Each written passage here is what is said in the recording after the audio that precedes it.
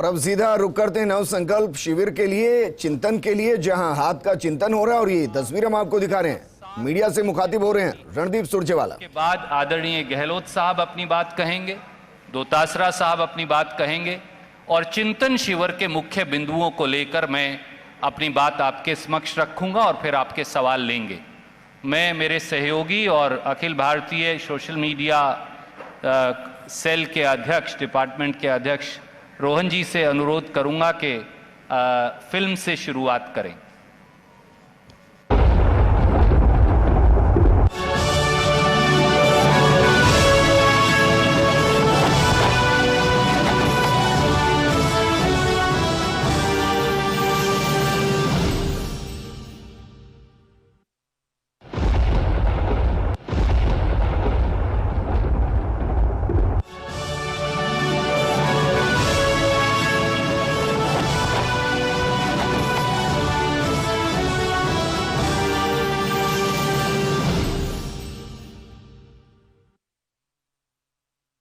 दिशा दीप्त हो उठी प्राप्त कर पुण्य प्रकाश तुम्हारा, लिखा जा चुका अनल अक्षरों में इतिहास तुम्हारा। जिस मिट्टी ने लहू पिया वह फूल खिलाएगी ही, अंबर पर घन बन छाएगा ही उच्छ्वास तुम्हारा। और अधिक ले जांच, देवता इतना क्रूर नहीं है, थक कर बैठ गए क्या भाई, मंजिल दूर नहीं है।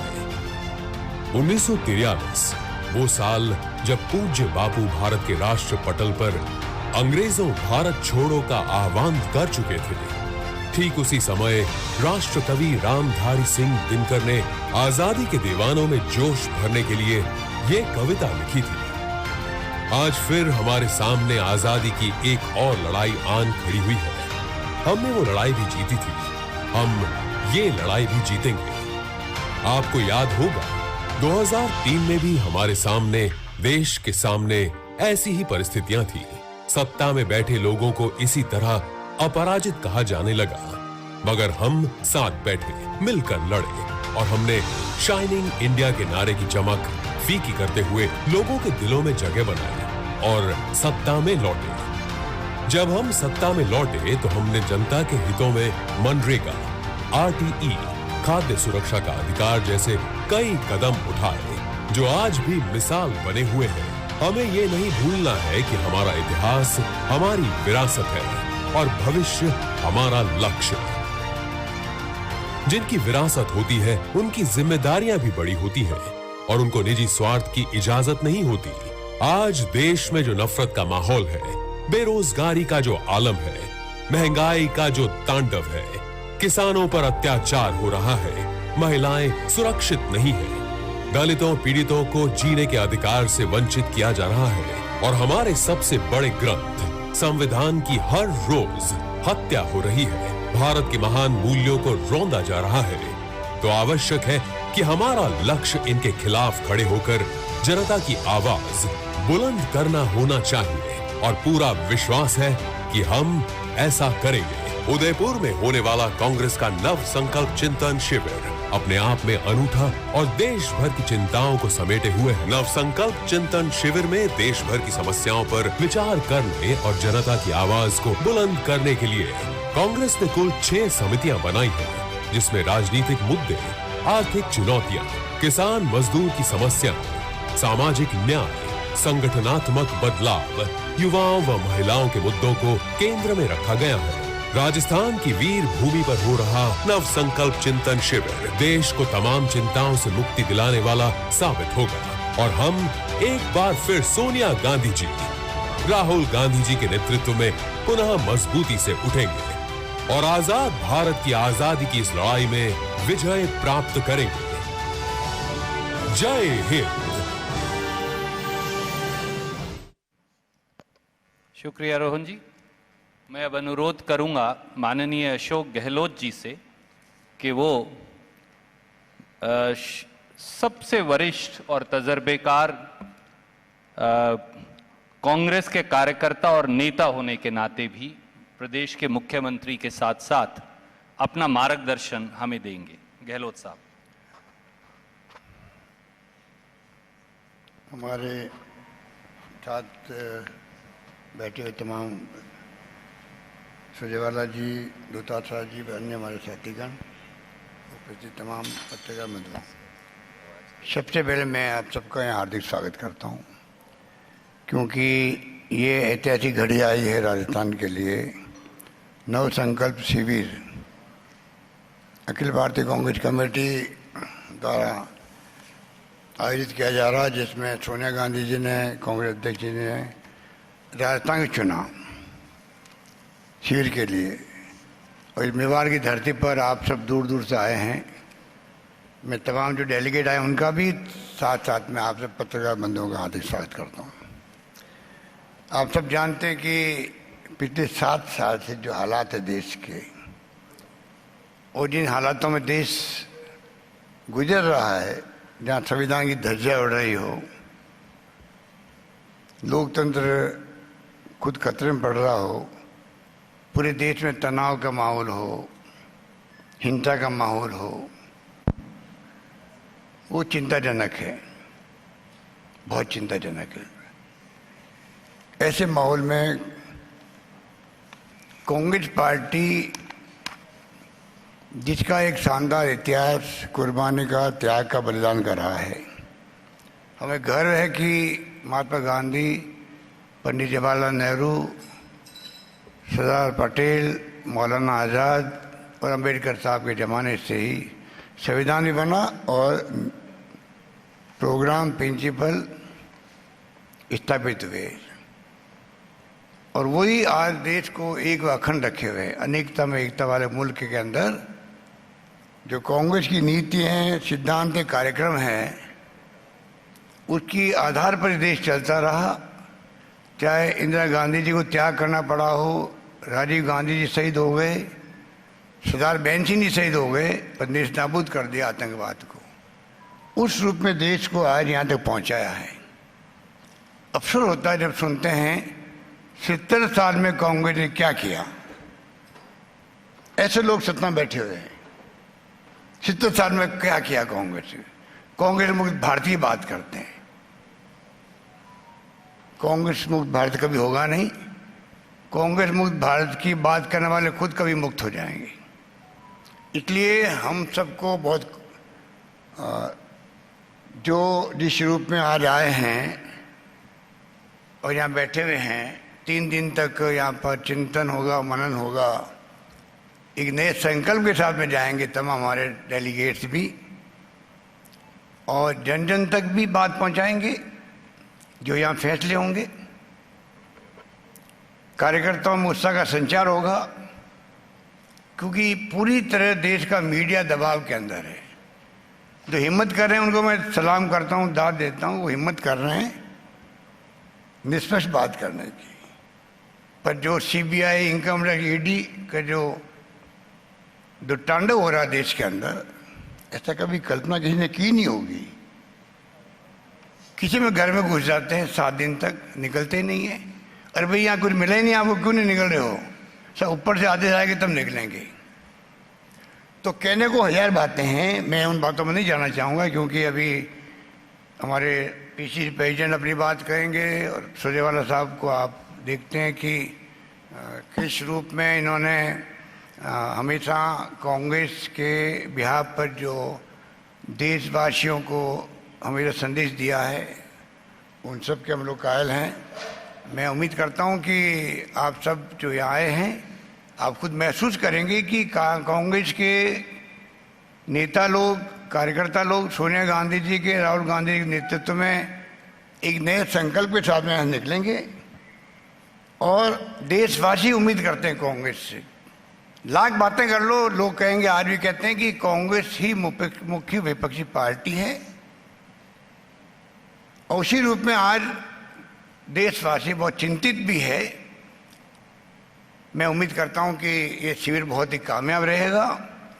मैं पुनः एक बार आप सबका हार्दिक स्वागत करता हूं, और आपसे अपेक्षा करता हूं कि जो कुछ भी यहाँ चिंतन मनन हो, वो मैं समझता हूँ कि आपके माध्यम से पूरा देश सुनेगा, क्योंकि ये कोई चिंतन शिविर मामूली नहीं है। जो रेस्पॉन्स मिल रहा है यहाँ पर आने वालों का भी, प्रेस का भी उससे हम बहुत ही प्रभावित हैं कि आप लोग, और अभी तक कई लोग आ रहे हैं हमारे साथी लोग, पत्रकार बंधु। मैं उम्मीद करता हूं कि एक नया मैसेज कांग्रेस देने में सफल होगी। ये बात करता मैं अपनी बात समाप्त करता हूं। दोतासरा साहब। माननीय मुख्यमंत्री जी, माननीय सुरजेवाला साहब, सम्मानित मंच और देश के विभिन्न कोने से पधारे हुए मेरे मीडिया के भाई और बहनों, सबसे पहले राजस्थान प्रदेश में नव संकल्प शिविर जो भारतीय राष्ट्रीय कांग्रेस करने जा रही है, उसकी मेजबानी का मौका हम सबको राजस्थान को मिला। हमने आपको आमंत्रित किया, आप यहाँ पधारे, आपका हार्दिक स्वागत, आपका अभिनंदन। सबको पता है कि देश के गरीब से, देश के युवा से, देश के किसानों से, अन्नदाताओं से, सब वर्गों से बड़े बड़े वादे करके देश में 2014 में मोदी की एनडीए सरकार सत्ता में आई। 70 साल का हिसाब मांगने वाले 7 साल का अभी तक कोई हिसाब इन्होंने दिया नहीं। और जिस प्रकार से उन्होंने कुशासन दिया है, उससे पूरे देश में जो अघोषित आपातकाल लगा हुआ है, उससे सब लोग परेशान हैं। मोदी जी और मोदी जी की सरकार को अगर सबसे ज्यादा खतरा आज की तारीख में है तो वो है सामाजिक समरसता और धर्मनिरपेक्षता और कांग्रेस पार्टी। और कांग्रेस पार्टी और कांग्रेस मुक्त भारत की बात इसलिए करना चाहते हैं क्योंकि कांग्रेस के डीएनए में सामाजिक समरसता और धर्मनिरपेक्षता है। संविधान को कांग्रेस मानती है, ये संविधान की धज्जियां उड़ाना चाहते हैं और छद्म राष्ट्रवाद का नारा दे करके संकुचित राष्ट्रवाद के जरिए ये अपनी सत्ता की रोटियां सेकने के ऊपर आमदा हैं। पूरे देश में जिस प्रकार के हालात बनाए हुए हैं, जो धर्म के आधार के ऊपर जिस प्रकार का उन्माद फैलाया जा रहा है, लोकतांत्रिक रूप से चुनी हुई सरकारों को गिराने का षड्यंत्र किया जा रहा है और गरीब के वोट से, किसान के वोट से, युवा के वोट से सत्ता में आने वाले, उनके वोट से वजीर बने हुए आज कुछ ही धन्ना सेठों के वजीर बनकर के मोदी जी और उनकी सरकार बैठ गई है। ऐसे में कांग्रेस पार्टी जिसके डीएनए में राष्ट्रवाद, आजादी से लेकर के अब तक जो लड़ाई कांग्रेस ने लड़ी और जो देश को एक और अखंड त्याग और तपस्या और बलिदान देकर के रखा है, उसके ऊपर अब आज ये लोग लाना चाह रहे हैं। ऐसे में हम सब कांग्रेस के लोगों ने आदरणीय सोनिया गांधी जी और राहुल गांधी जी के नेतृत्व में हम सब इस नव संकल्प शिविर के माध्यम से, हम सब जो आपकी भावनाएं हैं, पूरे देश की भावनाएं हैं कि कांग्रेस ही एक ऐसी पार्टी है जो देश की आजादी से लेकर के ये स्वर्णिम भारत हम देख रहे हैं, उसमें उसकी त्याग, तपस्या और बलिदान है। ये केवल मात्र वर्ग विशेष में बांट करके अपनी राजनीतिक रोटियां सेकना चाह रहे हैं। अब इस लड़ाई को, जो छद्म राष्ट्रवाद, संकुचित राष्ट्रवाद, धर्म के आधार के ऊपर सामाजिक समरसता को जो छिन्न भिन्न कर रहे हैं, धर्मनिरपेक्षता को मानने के लिए तैयार नहीं है, संविधान को मानने के लिए तैयार नहीं है, इन ऐसे लोगों के खिलाफ निर्णायक लड़ाई लड़ने के लिए और जोर शोर से लड़ाई लड़ने के लिए हम इस संकल्प शिविर में नया संकल्प कांग्रेस के तमाम नेता और कार्यकर्ता लेंगे। और 2023 राजस्थान में जो गुड गवर्नेंस अशोक गहलोत जी ने दी है, उसके आधार के ऊपर 2023 में राजस्थान में भी सरकार पुनः बनाएंगे और 2024 में यूपीए सरकार बनाएंगे और मोदी सरकार का सुपड़ा साफ करेंगे। इस संकल्प के साथ में, एक नए जोश और स्फूर्ति के साथ में हम सब लोग पूरे देश में कांग्रेस को मजबूत करेंगे। आप सब आए, आपका बहुत बहुत धन्यवाद, स्वागत, थैंक यू। शुक्रिया दोतासरा साहब। इससे पहले कि हम आपके प्रश्न लें, नव संकल्प शिविर के रास्ते, सोच, उसके तरीके और उसके निष्कर्षों के बारे में थोड़ी सी व्याख्या मैं आपकी अनुमति से करूंगा। सबसे पहले तो भारतीय राष्ट्रीय कांग्रेस की ओर से हम धन्यवादी हैं, राजस्थान प्रदेश कांग्रेस कमेटी के भी, राजस्थान के मुख्यमंत्री आदरणीय गहलोत साहब और उनके मंत्रिमंडल के सब सहयोगियों के भी, कि उन्होंने उदयपुर की ऐतिहासिक धरती, जिसने हमेशा एक नए इतिहास की संरचना की है, त्याग, बलिदान और संघर्ष की शुरुआत, और उसका पटाक्षेप कभी ना कहीं इस धरती के कण कण में है। वहां पर यह मौका दिया कि देश और कांग्रेस दोनों के लिए एक नई शुरुआत उदयपुर की महान धरती से हो। जैसा गहलोत साहब ने कहा,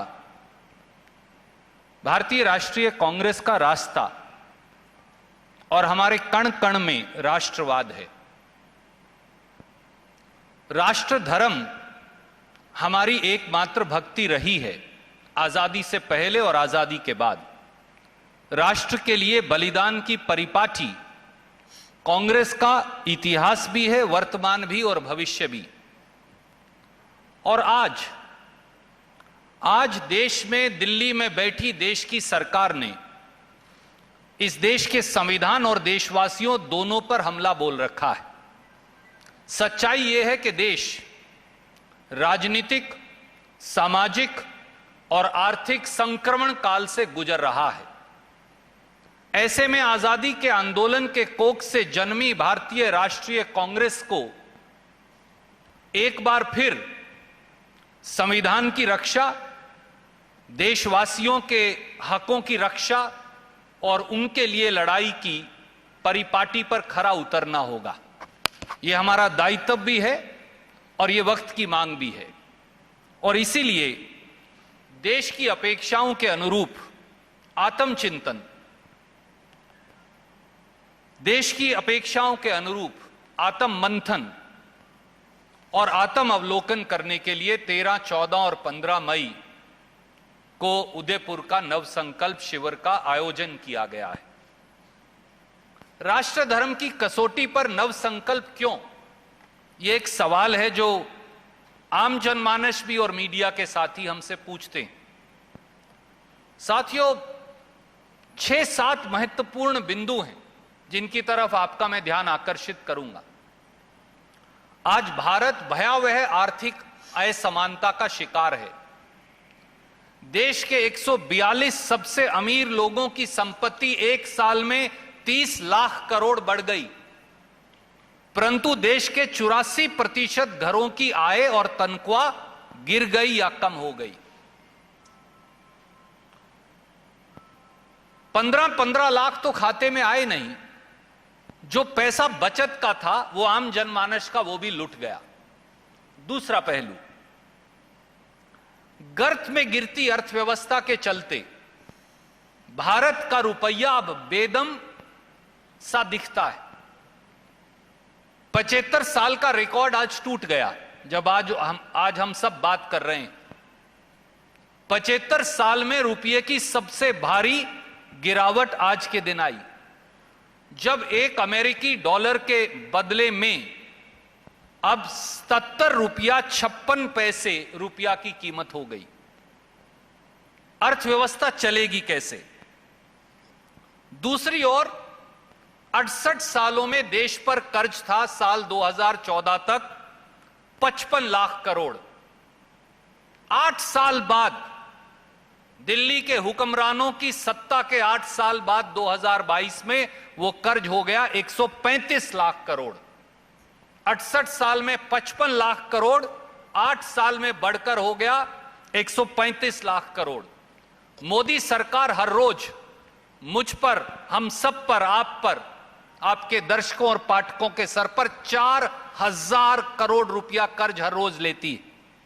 हर हिंदुस्तानी पर 1 लाख रुपए का कर्ज अकेली भारत सरकार ने चढ़ा दिया। तीसरा पहलू, महंगाई और मोदी सरकार दोनों ने मिलकर जनता का जीवन नर्क बना दिया। साल 2014 में कांग्रेस के समय जो सिलेंडर 410 रुपए का था, आज वो 1000 रुपये का है। साल 2014 में जो पेट्रोल 71 रुपया लीटर था, आज वो 105-106 रुपया लीटर हो गया है। जो डीजल 2014 में 56 रुपया लीटर था किसान का ईंधन, आज वही 97 रुपया लीटर हो गया है। अकेले पेट्रोल और डीजल पर टैक्स लगा मोदी सरकार और भाजपा ने 27 लाख करोड़ तो कमाया, पर देशवासियों को क्या मिला? सवाल यह है। यही हाल आटा, दाल, खाने का तेल, सब्जी, टूथब्रश, शैम्पू, टीवी, फ्रिज, हर रोजमर्रा की जरूरत की वस्तु का है। चौथा पहलू, देश का युवा बेरोजगारी के घिनौने साए में आज संघर्षरत है। पहली बार देश के इतिहास में, शायद 45 वर्षों में, इतनी भयंकर बेरोजगारी है। सरकारी आंकड़े भी 8% बेरोजगारी बताते हैं, पर स्थिति जमीन पर और ज्यादा भयावह है। भारत सरकार सरकारी उपक्रमों और प्रांतीय सरकारों के अगर सरकारी पदों की बात करें तो इस देश में 30 लाख नौकरियां, सरकारी नौकरियां खाली पड़ी। राजस्थान, हरियाणा, पंजाब, जहां से सबसे ज्यादा लोग फौज में जाते हैं, 2,55,000 पद खाली पड़े। एमएसएमई, लघु छोटे उद्योग, उन पर ताला लग गया। 2 करोड़ रोजगार देना तो दूर की बात है, कई करोड़ रोजगार चले गए। पांचवा पहलू, देश के सत्ता के सिंहासन पर, दिल्ली के सिंहासन पर बैठे लोग किसान और खेती के दुश्मन बने बैठे। कभी 3 काले कानून लाकर खेती पर प्राइवेट कंपनियों का कब्जा होने का षड्यंत्र होता है, तो कभी खेती पर टैक्स लगाया जाता है। पहली बार खाद पर जीएसटी, कीटनाशक दवाई पर जीएसटी, ट्रैक्टर और खेती के उपकरणों पर जीएसटी। यह अपने आप में अनूठी बात है। यूरिया और डीएपी के दाम इतने बढ़ गए और उनकी सब्सिडी इतनी ज्यादा काट दी गई कि अब किसान के लिए वो खरीदना मुश्किल हो गया। और एमएसपी गारंटी कानून पर चर्चा तक नहीं। मनरेगा का बजट काट दिया गया। 100 दिन का काम तो दूर की बात है, 20 दिन का काम गरीब मजदूर, भूमिहीन मजदूर को नहीं मिलता। किसान की आय 2022 तक दुगनी होनी थी, परंतु यहां तो उपज की लागत मिलने के लाले पड़े हैं। छठा पहलू, दलितों, आदिवासियों, पिछड़ों, वंचितों और गरीबों, उनके लिए तो जैसे दिल्ली की सरकार के दरवाजे बंद हो गए हों। दलित आदिवासी सब प्लान खत्म कर दिया गया। उनके आरक्षण और दलित पक्षधर कानूनों को जबरन आक्रमण और अतिक्रमण उन पर किया जा रहा है। पीएसयूज बेचकर दलितों और पिछड़ों के आरक्षण को खत्म किया जा रहा है। दलित अत्याचार चरम सीमा पर हैं। दलित कल्याण की केंद्रीय सरकार की स्कीम कुल बजट का 4.4% रह गई है।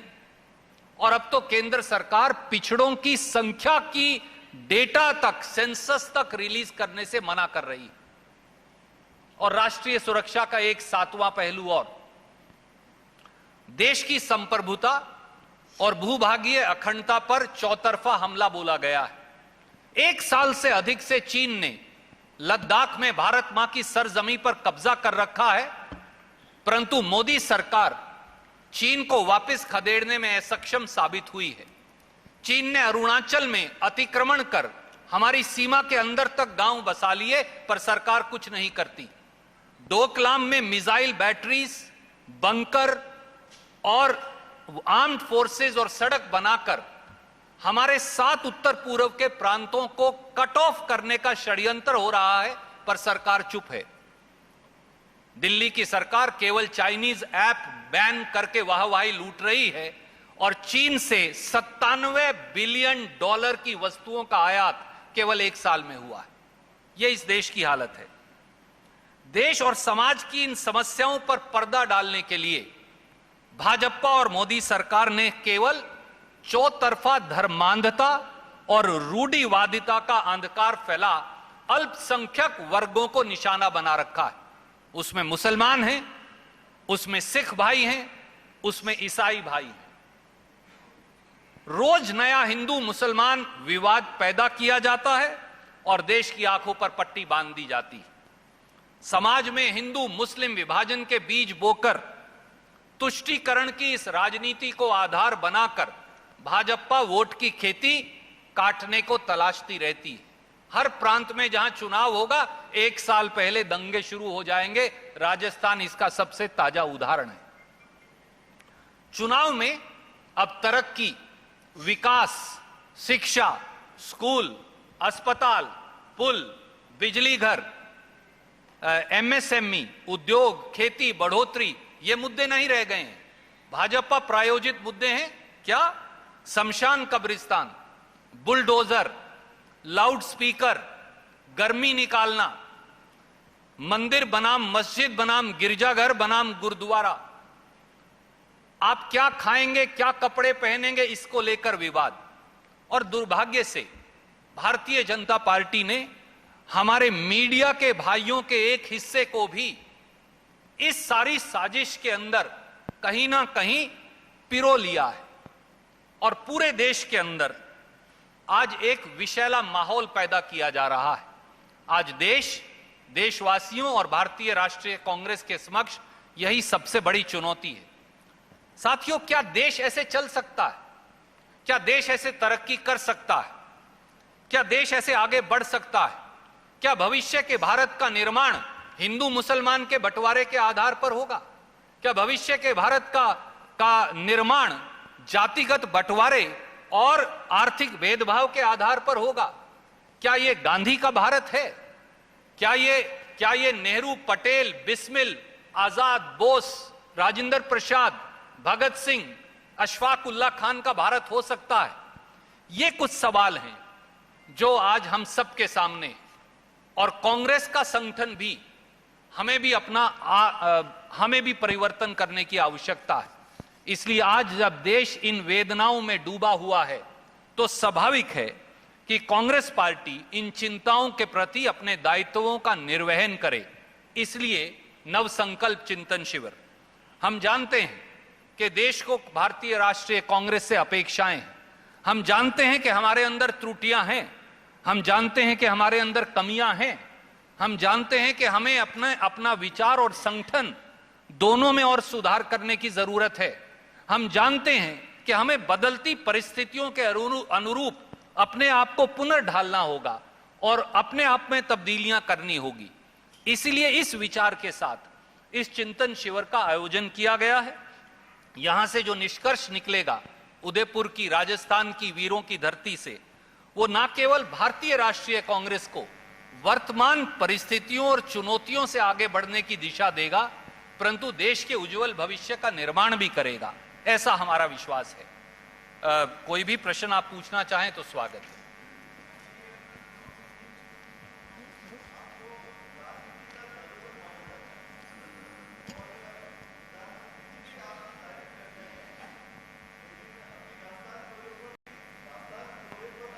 नड्डा जी ने कहा कि राजस्थान रेप में नंबर 1, अपराध में नंबर 1, और इस सरकार को उखाड़ कर फेंकने का उन्होंने आह्वान किया है। क्या कहना है इस सवाल पे और क्या जवाब है आपका? पता नहीं कहाँ से कौन आंकड़े लेके आया है। राजस्थान में पहले ही मैंने कहा कई बार, एनसीआरबी के जो आंकड़े हैं उसको अगर आप देखेंगे तो सत्यता मालूम पड़ जाएगी आपको। क्योंकि हमने यहाँ पर राजस्थान में एक बहुत बड़ा प्रयोग किया जो देश में कहीं नहीं है। जब से सरकार आई, हमने कहा है कि हर थाने के अंदर एफआईआर कंपल्सरी कर दी गई है। अगर वहाँ एफआईआर दर्ज नहीं होगी तो थानेदार के खिलाफ कार्रवाई होगी और एसपी के ऑफिस में एफआईआर दर्ज होगी, जो होने लग गई है। इसलिए आंकड़े बढ़ते हुए नजर आ रहे लोगों को। हकीकत दूसरी है जो आपको एनसीआर की बुक में मिलेगी, आपको एनसीआरबी की बुक में। नंबर 2, अगर वहाँ एफआईआर दर्ज नहीं होगी तो थानेदार के खिलाफ कार्रवाई होगी और एसपी के ऑफिस में एफआईआर दर्ज होगी, जो होने लग गई है। इसलिए आंकड़े बढ़ते हुए नजर आ रहे लोगों को। हकीकत दूसरी है जो आपको एनसीआर की बुक में मिलेगी, आपको एनसीआरबी की बुक। नंबर 2,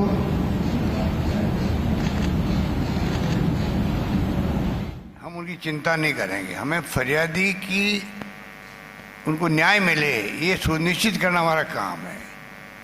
और हमने थानों के अंदर स्वागत कक्ष बनाया जो हिंदुस्तान में कहीं पे भी नहीं। कम से कम बिहेव हुए तो ठीक करे, वरना कोई जाना की हिम्मत नहीं करता थाने के अंदर, पता नहीं बदतमीजी होगी वहाँ पर। तो सारा हम लोगों ने कई फैसले किए, उसका असर भी है। जो पहले कोर्ट के माध्यम से आते थे केस, आधी से कम संख्या हो गई उसकी। जो तफ्तीश में टाइम लगता था 200 से अधिक दिन का, वो आधे से कम हो गया। तो हमारे नवाचार से कई फायदे हुए हैं। पर ये बातें जो है बताने की बजाय हमारे जो नेता प्रतिपक्ष या जो नेता विपक्ष की पार्टियों के, वो इसको प्रचार करने में ज़्यादा उनकी रुचि रहती है। क्राइम जो होता है वो कई कौन सा राज्य नहीं होता, रेप भी होते हैं, डकैती होती है, चोरी होती है। हमारे यहाँ चाक चौबंद व्यवस्था है, हम लोग पूरी तरह लगे हुए। पर दुर्भाग्य से जो मैं कहना चाहूँगा लास्ट में, अगर भारत सरकार में बैठे हुए लोग जिनको बार बार विपक्षी पार्टियों के लोग कहते हैं कि प्रधानमंत्री जी को आगे आके देश को संबोधित करना चाहिए कि देश में हिंसा बर्दाश्त नहीं की जाएगी, जहाँ शांति सद्भाव होगा वहीं विकास होगा। प्रधानमंत्री जी ने आज तक आगे आकर इस बात को स्वीकार नहीं किया। आज देश में जो माहौल है तनाव का, हिंसा का, कोई कल्पना नहीं कर सकता है। राजस्थान में 3 घटनाएं अभी हुई, छुटपुट घटनाएं और हो रही है।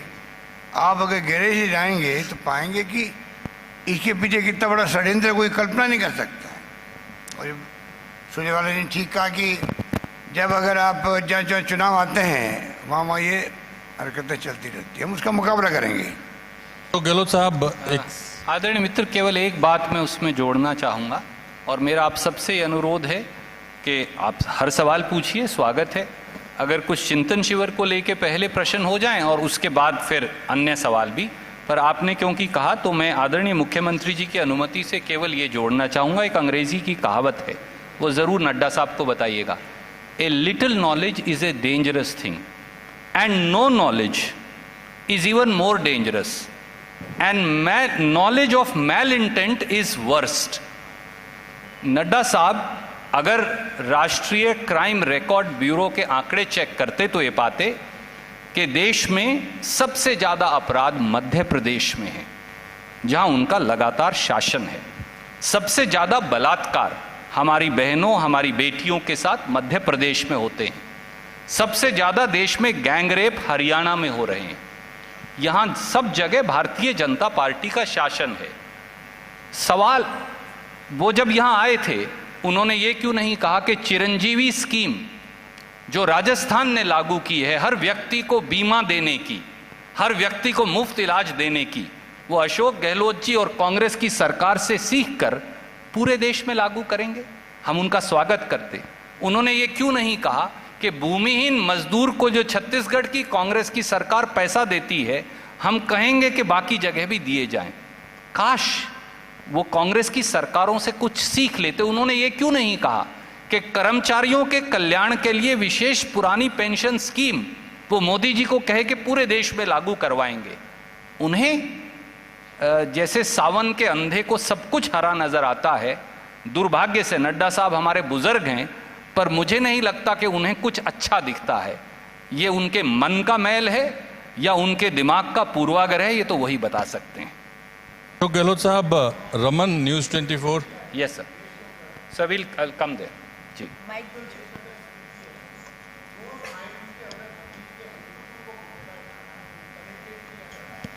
क्या इस चिंतन शिविर में हिंदुत्व को लेकर जो स्ट्रेटजी चल रही है इस समय, उसको लेकर कोई चिंतन होगा? और नंबर दो, जो पंजाब में आपकी सरकार गई वो अंतर्द्वंद्वों की वजह से गई थी, जिस तरह से वहाँ के हालात रहे कांग्रेस के, और बाकी जगह भी हालात करीब करीब वैसे ही हैं। तो क्या जो अंतर्द्वंद है, क्या उसको कॉप अप करने के लिए भी आपका जी सर, पहले तो कभी भी हरियाणा के आदमी से 2 सवाल इकट्ठे नहीं पूछते, भूल जाता है वो। पर फिर भी आपने पूछा है तो मैं ज़रूर जवाब देने की कोशिश करता हूँ। जैसा मैंने तफसील से आपको बताया, इस देश के एक नागरिक के तौर पर मैं और आप, हम दोनों और जो सब यहाँ बैठे हैं, हम इस देश के नागरिक हैं। क्या केवल हिंदू मुस्लिम नफरत के बीज बोकर और नफरत की उस खेती को काटकर वोट बटोरकर यह देश चल सकता है? सवाल इस देश के सामने आज ये है। क्या मंदिर मस्जिद का टकराव करा के देश प्रगति कर सकता है? क्या जाति के आधार पर विभाजन करके यह देश आगे बढ़ पाएगा? क्या देश का एजेंडा प्रगति, तरक्की, स्कूल, शिक्षा, यूनिवर्सिटी, आईटीआई, पॉलिटेक्निक, अस्पताल, ब्रिज, खेती, रोजगार होना चाहिए, या फिर लाउडस्पीकर और बुलडोजर? ये मुख्य धारा का अंतर है जिस पर चिंतन, जैसा मैंने कहा, इस नवसंकल्प चिंतन शिविर में भारतीय राष्ट्रीय कांग्रेस करेगी। एक विचारधारा वो है जो लाउडस्पीकर और बुलडोजर पर आपकी वोट मांगती है। उन्हें कोई फर्क नहीं पड़ता कि आपके बच्चे को कोविड में शिक्षा मिली हो या ना मिली हो, आपके चलने के लिए सड़क हो या ना हो। वो केवल और केवल उदार हृदय हिंदू धर्म का नाम लेकर उसकी आड़ में नफरत की खेती कर रहे हैं, क्योंकि सबसे उदार, सबसे समावेशी और सबसे सनातन शायद हिंदू धर्म है, क्योंकि एक सभ्यता भी है। उस सभ्यता को षड्यंत्रकारी तरीके से दूषित करने का, वहां नफरत और बंटवारे का जहर बोने का काम भारतीय जनता पार्टी और उनके लोग कर रहे हैं। मैं एक छोटा सा सवाल करूं, आपके समक्ष रखूं। उत्तराखंड में अब दंगे क्यों नहीं हो रहे? क्योंकि वहां चुनाव हो गया। नहीं तो 1 साल उत्तराखंड खबर में रहा, हर रोज दंगे होते थे। अब उत्तर प्रदेश में दंगे क्यों बंद हो गए? क्योंकि चुनाव हो गया, भारतीय जनता पार्टी का एजेंडा संपन्न हो गया। अब कर्नाटक में क्यों शुरू हो गए? क्योंकि वहां 14 महीने बाद चुनाव है। राजस्थान में क्यों शुरू हो गए? क्योंकि अगले 1 साल में यहां चुनाव है। क्या ये एक पैटर्न नजर नहीं आता? गोवा में चर्च पर हमला बोला जाता था जब तक चुनाव नहीं हुआ था। अब गोवा में कुछ नहीं हो रहा।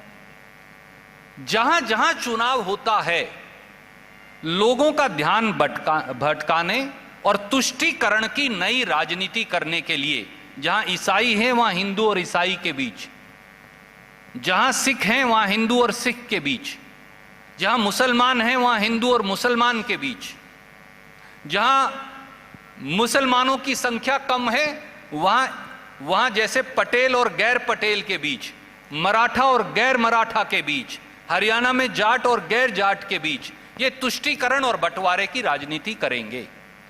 जनता को भी सजग होना पड़ेगा और कांग्रेस को भी अपना दायित्व निभाना पड़ेगा। यही इस देश की परिपाटी भी है और यही सच्चा राष्ट्र धर्म भी।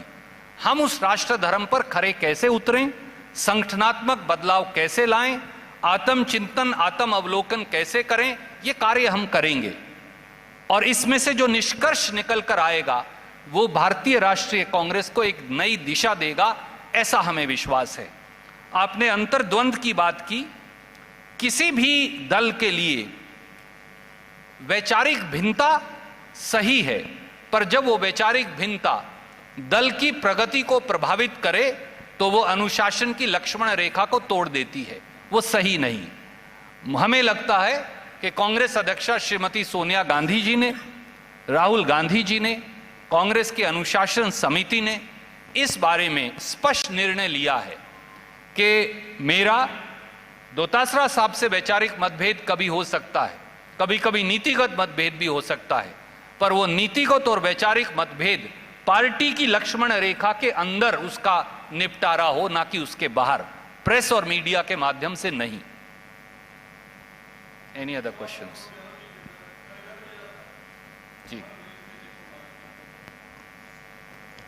अब आपसे ये सवाल मैं इसलिए पूछ रहा हूं कि आप गुजरात के प्रभारी रहकर आपने करीब करीब बीजेपी को हरा दिया था चुनाव। सबसे बड़ी बात यह है कि इस नवसंकल्प चिंतन शिविर के जरिए क्या संदेश कैसे जाएगी कांग्रेस पार्टी के कार्यकर्ताओं के बीच में? डोटासरा साहब ने कहा कि 2023 में राजस्थान में, 2024 में केंद्र में यूपीए की सरकार बनेगी, लेकिन बीजेपी के हिंदुत्व के एजेंडे को कैसे आप मात देंगे? मुझे लगता है इसका जवाब हम 2 बार दे चुके हैं। ये वही सवाल है जो आदरणीय हमारे वरिष्ठ मित्र ने पूछा और जिसकी व्याख्या मैंने की। डॉक्टर साहब, बेटा उधर दीजिए डॉक्टर साहब को। रणदीप जी, मेरा सवाल ये है कि दिल्ली में आपने तय किया था, यहाँ पर फिल्म भी दिखाई, तो बताया कि आप नव संकल्प चिंतन शिविर में आए हैं। दिल्ली से उदयपुर तक आप पहुँचे, अभी शिविर भी शुरू नहीं किया, आपने चिंतन गायब कर दिया। इस शिविर से उम्मीद क्या करें हम लोग? आदरणीय डॉक्टर साहब, मैं केवल आपसे जरूर ये अपेक्षा करूंगा, और मुझे लगता है कि वो अपेक्षा शायद सही होगी, आपकी वरिष्ठता और आपके तजर्बे को देखते हुए। मेरे मित्र जो यहाँ मौजूद हैं, रोहन गुप्ता जी, उनके साथियों ने आज दोपहर को बहुत कड़ी मेहनत कर इस फिल्म का निर्माण किया। हो सकता है एक शब्द उसके अंदर कहीं किसी मित्र से छूट गया हो, पर तो फिर मुझे नहीं लगता कि इस तरह की मीन मेख में से कुछ निकलेगा। मैं आपको ये विश्वास से कह सकता हूं, हम आत्म चिंतन भी करेंगे, आत्म मंथन भी करेंगे, आत्म अवलोकन भी करेंगे। मैंने ये तीनों शब्दों की से शुरुआत की थी। मैम। सर मेरा सवाल राजस्थान के मुख्यमंत्री अशोक गहलोत जी से भी है। सर, राजस्थान में भी 1 साल के बाद चुनाव आएंगे, तो क्या उसके ऊपर भी मंथन किया जाएगा? स्ट्रैटेजी जो है वो 2024 के लिए है, और राजस्थान के लिए आप लोगों की क्या स्ट्रैटेजी रहेगी स्पेसिफिकली चुनावों को लेके, असेंबली के जो चुनाव है? 2024 के लिए मंथन कर रहे हैं, 2023 के लिए भी मंथन कर रहे हैं। ये तो नव संकल्प चिंतन शिविर है, पूरे राष्ट्र के लिए है। उसके अंदर राज्य सरकारें भी आ जाती है, राज्य भी आ जाते हैं। तो अभी जब 3 दिन पूरे हो जाए तब आप ये क्वेश्चन कीजिएगा क्या क्या चिंतन होगा वहाँ।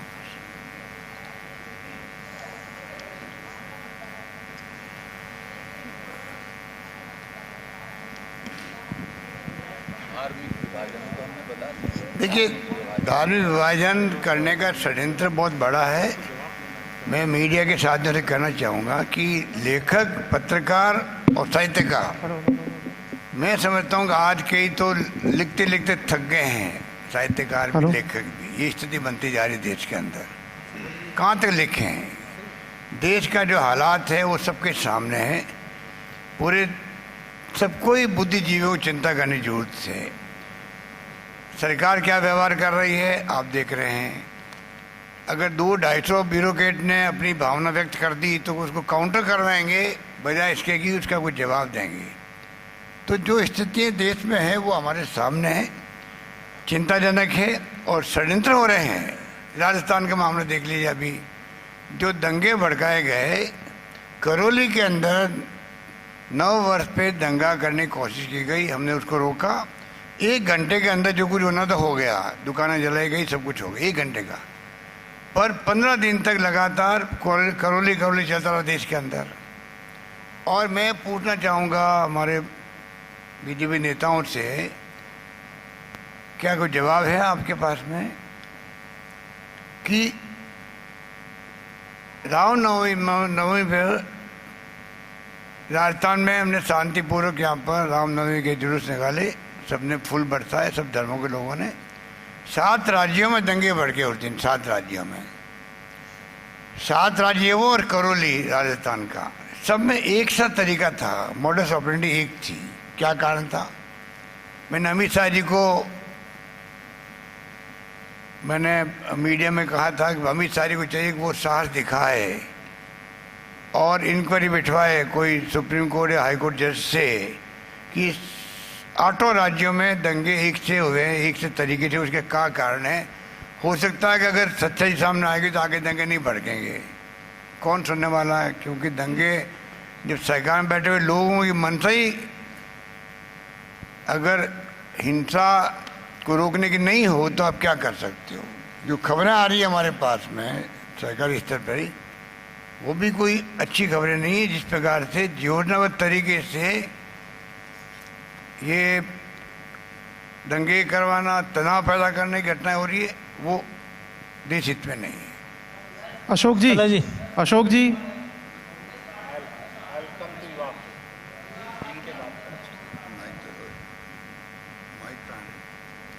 दोबारा एक बार रिपीट करेंगे सवाल? नहीं, इनकी बुलंद है आवाज, आपकी आवाज बुलंद है, हमें पता सुन जाए। ये बेटा माइक इधर। क्या हो गया कांग्रेस पार्टी को? मेरा सवाल है, कांग्रेस पार्टी पर हमेशा परिवारवाद के आरोप लगते रहते हैं। दूसरा ये है कि सर 70 साल तक देश पर शासन करने वाली कांग्रेस को आज चिंतन करना पड़ रहा है कि कांग्रेस कैसे मजबूत हो, तो इसका कारण क्या रहा है? आदरणीय साथी, शायद आपने सुना नहीं कि पूरी परिस्थिति की व्याख्या मैंने की। क्या 70 साल में रुपया $1 के मुकाबले में 77 रुपया 56 पैसे हुआ था? जवाब नहीं में है। क्या 70 साल में गैस का सिलेंडर 1000 रुपया हुआ था? जवाब नहीं में है। क्या 70 साल में पेट्रोल और डीजल 100 रुपया पार कभी हुआ था? जवाब नहीं में है। क्या 70 साल में इतनी भयंकर बेरोजगारी हुई थी? जवाब। क्या 70 साल में कभी लाखों किसानों को दिल्ली की सीमा पर 8, 9, 10 महीने तक आंदोलन करना पड़ा था? उसका जवाब भी नहीं में है। क्या 70 साल में कभी दिल्ली की सरकार ने 30-30 करोड़ में विधायक खरीदकर चुनी हुई सरकारों को गिराने का इस प्रकार षड्यंत्र किया था जिसका राजस्थान भी कोप भाजन बना? शायद जवाब नहीं में है।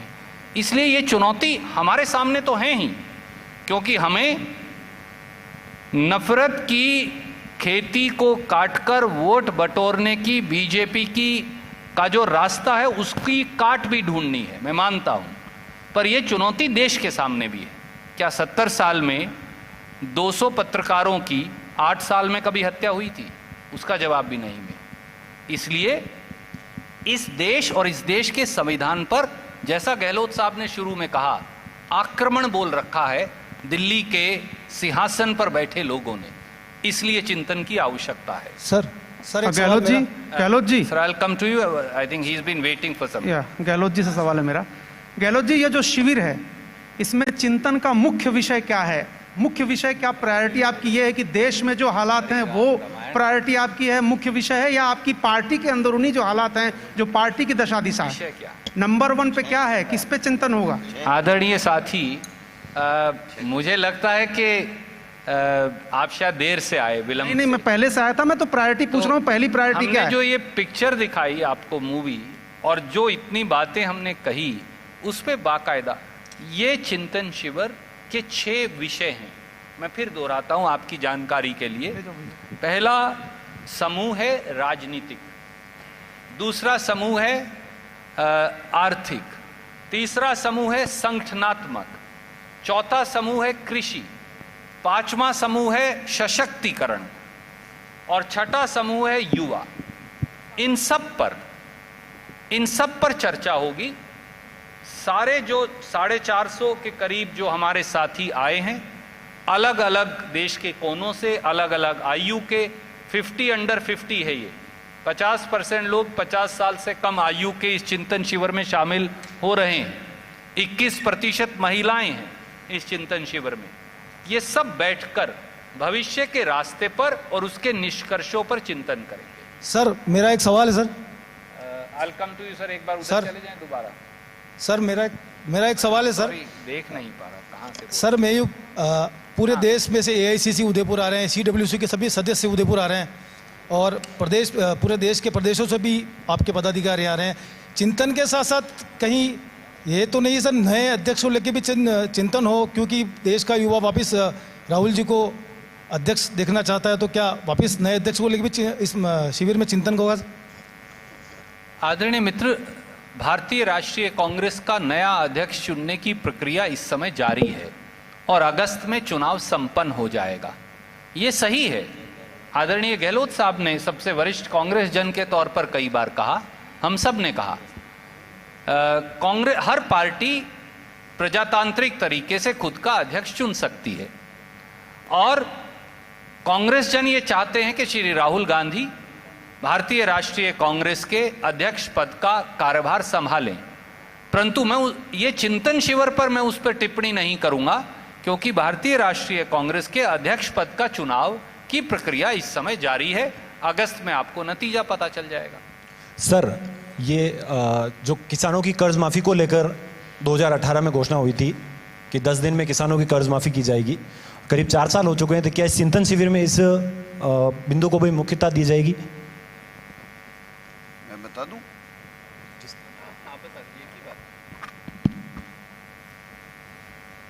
राहुल गांधी जी ने सरकार बनने के 10 दिन में यहाँ के किसानों का कर्जा माफ करने की बात कही थी। इससे पहले यहाँ जब भाजपा का शासन था, वसुंधरा जी मुख्यमंत्री थी, तो 50,000 रुपए के कोऑपरेटिव बैंकों के किसानों के कर्जे माफ करने की घोषणा की थी, लेकिन वित्तीय प्रावधान नहीं होने के कारण से केवल 2,000 करोड़ का कर्जा माफ करके भुगतान किया था। वो 6,000 प्लस 8,000 कोऑपरेटिव बैंकों का तमाम किसानों का कर्जा हमारी सरकार ने माफ कर दिया और नेशनलाइज बैंकों के लिए 1 नहीं 2 नहीं 7 चिट्ठियां हमारे मुख्यमंत्री जी ने देश के प्रधानमंत्री को लिख दी कि नेशनलाइज बैंकों का किसानों का कर्जा माफ के लिए कोई नीति जो हमारे रिजर्व बैंक से बात करके जारी की जाए, जो किसान के हिस्से का, जो उद्योगपतियों को जिस प्रकार से वन टाइम सेटलमेंट के तहत किया जाता है, वैसे अगर किसानों का किया जाता है तो राजस्थान के किसान के हिस्से का पैसा राजस्थान की सरकार देने को लिए तैयार है। Sir, we'll take second question. Actually, we have many friends waiting and we also have to wind up. Aditi ji. Ashok जी, आपसे एक सवाल था। आपने अभी अपने रिमार्क्स में कहा कि Congress party is the main opposition party of the country. On the eve of Chintan Shivir, when you will also debate a possible realignment of non-BJP forces, is this the right thing to say? Matlab, can you explain it? Because you seem to be losing elections wherever you are in a direct contest with the BJP. For instance, you lost Punjab, where you were in direct contest with the Akalis, and also in Uttarakhand, you lost Manipur, Goa. So, is it the right thing to say on the eve of an introspection meet? But Aditi ji, it is a historical and present day fact that Congress is the principal opposition party across the country. Yes, we have lost elections. And in Punjab, we were not in direct contest with BJP, for BJP was not even a factor there. I just want to correct you on that. But it is a fact that we have lost many elections. It's also a fact that we have won many elections. But that does not change the reality that from Kashmir to Kanyakumari, in every village and area, there is a Congress worker somewhere where the Congress flag is flying. And we consider it our historical as also futuristic responsibility to ensure that those ethos intrinsic to the very idea of India continue to remain relevant at a time when religious and caste-based polarization and economic inequality has become the mantra of the present day rulers. Of course we will be हम हर रोज कोशिश करेंगे कि 2 बार briefing करें, एक बार तो हर रोज briefing करेंगे आपको बाकायदा नोटिस देकर, ताकि आप चिंतन शिविर की कार्रवाई से वंचित ना हो। बहुत सारे साथियों के बहुत सारे सवाल हैं, मुख्यमंत्री जी ने मुझे कहा है कि उन्हें कुछ और तैयारी के लिए जाना है। मैं आपसे क्षमा चाहते हुए आप सबका बहुत बहुत धन्यवाद करना चाहता हूं और इस पत्रकार वार्ता का हम यहीं समापन करते हैं। फर्स्ट इंडिया लगातार ये सुपर एक्सक्लूसिव तस्वीरें आप तक पहुंचा रहा है। उदयपुर में नव संकल्प शिविर का आयोजन होना है और उसी से पहले ये बेहद महत्वपूर्ण प्रेस कॉन्फ्रेंस यहां पर रखी गई, पत्रकार वार्ता का आयोजन किया गया और पत्रकार वार्ता के जरिए पत्रकारों के तमाम सवालों के जवाब दिए गए और जिस तरीके से मुद्दों को लेकर जानकारी रखी गई और साथ ही जो एजेंडा है वो भी मीडिया के समक्ष क्लियर किया गया कि नव संकल्प शिविर क्यों आयोजित किया जा रहा है, वर्तमान समय में इसकी क्या जरूरत है और किन किन मुद्दों पर इस शिविर के दौरान चर्चा की जाएगी। तो अपने आप में बेहद खास, बेहद महत्वपूर्ण ये तमाम तस्वीरें हो जाती है, प्रेस कॉन्फ्रेंस हो जाती है और साथ ही एक एक एक्टिविटी, एक एक एक्शन हो जाता है। यहाँ रुकेंगे एक छोटे से